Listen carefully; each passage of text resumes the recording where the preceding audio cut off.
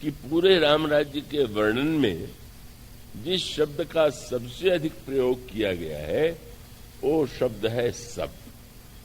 इसका अर्थ ये है कि अगर समाज में कुछ लोग सुखी हो जाए और कुछ लोग दुखी हो जाए, अगर राम राज्य में कुछ लोग सफल, अगर किसी राज्य में कुछ लोग सफल हो जाएं और बहुत से लोग विफल रहे, अगर किसी राज्य में कुछ व्यक्ति बहुत धनी हो और अधिकतर व्यक्ति निर्धन हो, तो राज्य तो आदर्श राज्य नहीं का। उसका अभिप्राय स्वाभाविक है कि जिसके पास संपत्ति होगी, जिनके पास नहीं होगी, उनके मन में उनके प्रति ईर्ष्या होगी, विरोध होगा, संघर्ष होगा, और तब पूरी तरह से सुखी होना किसी व्यक्ति के लिए संभव नहीं रह सकता। सुख का जब तक बस एक ही शब्द है कि जो कुछ है अगर वह सब के लिए होगा, सब सुखी, सब सच्चरित, बस सब शब्द का अर्थ है भिन्न भिन्न व्यक्ति नहीं, बहुमत नहीं, अल्पमत नहीं। इसलिए भगवान बुद्ध ने एक वाक्य कहा था, वो भी बड़ा सुंदर वाक्य है। जो उनके शिष्य भिक्षु थे, उन्होंने पूछा कि जब हम निकले भिक्षा के लिए, समाज में तो हमारा क्या आदर्श होना चाहिए? तो उन्होंने कहा कि भिक्षु, तुम्हारा कर्तव्य बहुजन हिताय बहुजन सुखाय। बहुत लोगों का हित जिसमें हो, बहुत लोगों का सुख जिसमें हो, वैसा तुम करो।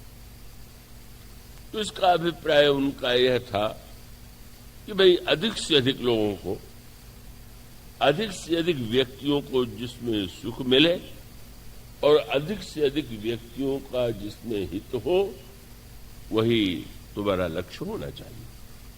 बहुत सुंदर वाक्य है, किंतु राम राज्य का जो तत्व है, राम राज्य का जो स्वरूप है, उससे भिन्न है, उससे आगे। बहुजन हिताय बहुजन सुखाय, किंतु यहां एक नई दृष्टि गोस्वामी तुलसीदास जी ने दिया। मैं आशा करता हूं कि आपकी निरंतर नित्य बढ़ने वाली संख्या बता रही है कि आप गंभीर और क्लिष्ट कथा में भी रस ले रहे हैं। आप पूरी एकाग्रता से सुन करके उस समय का आप सदुपयोग करें। तो ये जो धारणा है, सब उसको बदल करके गोस्वामी जी महाराज ने इसमें परिवर्तन कर दिया। उनसे जब पूछा गया कि यह जो आप रामचरितमानस का निर्माण कर रहे हैं, आप कह रहे हैं मैंने नहीं बनाया, मैंने तो केवल शंकर जी की रामायण का अनुवाद कर दिया, कि क्यों कर रहे हैं आप? तो उन्होंने कहा कि अपने हृदय के सुख के लिए, स्वसुखाय। बहुजन सुखाय की जगह उन्होंने कहा स्वसुखाय, अपने सुख के लिए।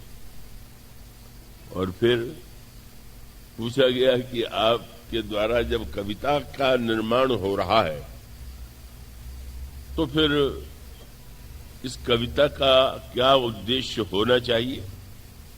आप किसे मानते हैं कि यह कविता श्रेष्ठ है? तो उन्होंने कहा कीरति भनिति भूति भली सोई सुरसरी सम सब कर हित होई।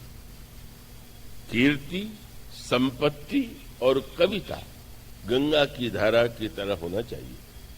जैसे गंगा जी के यहाँ कोई अंतर नहीं है कि ब्राह्मण है, क्षत्रिय है, वैश्य है, शूद्र है, हिंदू है, मुसलमान है, कोई भेद नहीं है। चाहे जो गंगा में स्नान कर सकता है, प्रत्येक व्यक्ति उसको स्नान के द्वारा अपने में प्रसन्नता, शीतलता का अनुभव कर सकता है।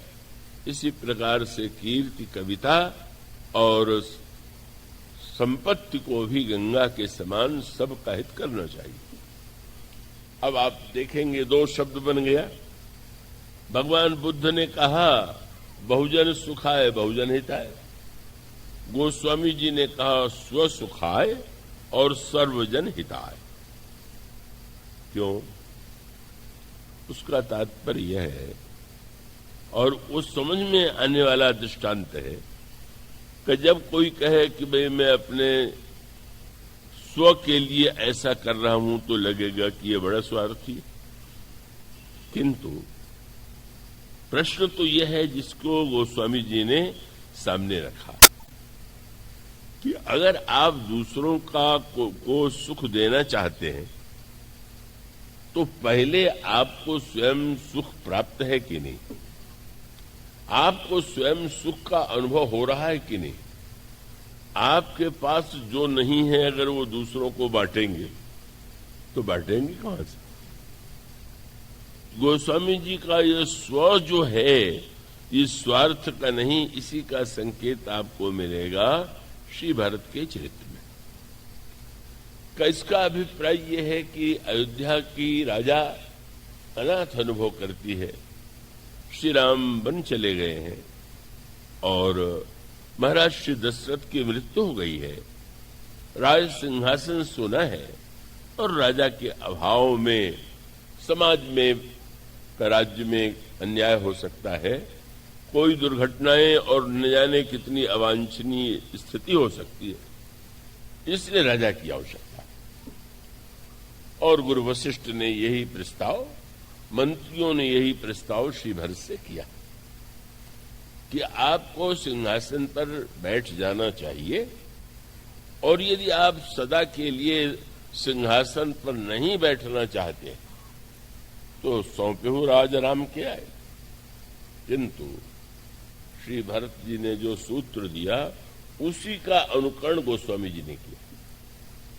गोस्वामी जी ने, श्री भरत ने कहा कि अगर हमारा हृदय जल रहा हो तो हम दूसरों को शीतलता देंगे कहां से।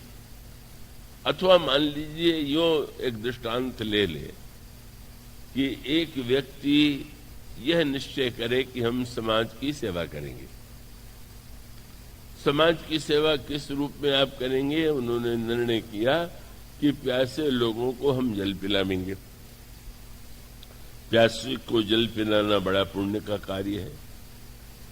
प्याऊ भी लोग बनवाते हैं, स्वयं भी कोई प्यासा आ जाए तो जल पिला देते हैं। लेकिन गोस्वामी जी यह प्रश्न करते हैं, और ये जीवन का, समाज का सही चित्र है, कि मान लीजिए किसी व्यक्ति को ऐसा रोग हुआ है कि जो छूत से फैलता है। मान लीजिए उसको, उसके शरीर में राजक्षमा, तपेदिक या टीबी उसके कीटाणु है। अब अगर वो जल दूसरों को पिलावेगा तो प्यासा तो जल जरूर पिएगा, और पिएगा तो तुरंत उसकी प्यास भी मिटेगी। लेकिन तुरंत प्यास मिटने में उस जल के साथ उसके शरीर का जो कीटाणु है रोग का, वो भी तो सामने वाले के शरीर में बैठ जाएगा। आज तो उसकी प्यास बुझ गई, पर वो रोग फिर थोड़े दिन में पनपेगा, रोग उसके शरीर में आवेगा, उसके छूत से दूसरों के शरीर में आवेगा। इसलिए रामायण का सूत्र यह है कि आप स्वार्थी बनना भी सीखिए। परोपकार की भाषा बोलना सरल है, निस्वार्थ सेवा की बात करना सरल है, लेकिन जितने सेवक बढ़ते जा रहे हैं उतना समाज में मन का रोग भी बढ़ता जा रहा है।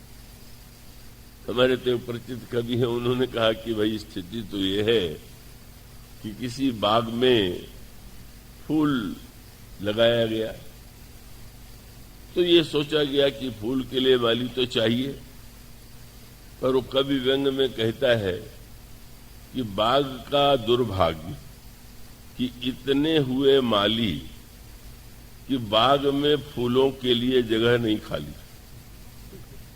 अगर इतने माली बाग में इकट्ठे कर दिए जाएं कि माली ही माली भर जाएं, फूल लगाने की जगह न बचे, तो बाग का सौभाग्य है कि दुर्भाग्य है। मानो व्यंग ये है कि अगर इतने व्यक्ति लोगों की गरीबी दूर करना चाहते हैं, लोगों का दुख दूर करना चाहते हैं, पर सफलता तो नहीं मिल रही। नहीं मिल रही है तो इसका कारण यही है कि जो सेवा करना चाहता है उसको स्वस्थ भी होना चाहिए। स्वस्थ रह करके वह अपनी सेवा तो करता ही है, पर अपनी सेवा के साथ साथ दूसरों का भी की सेवा कर सकता है।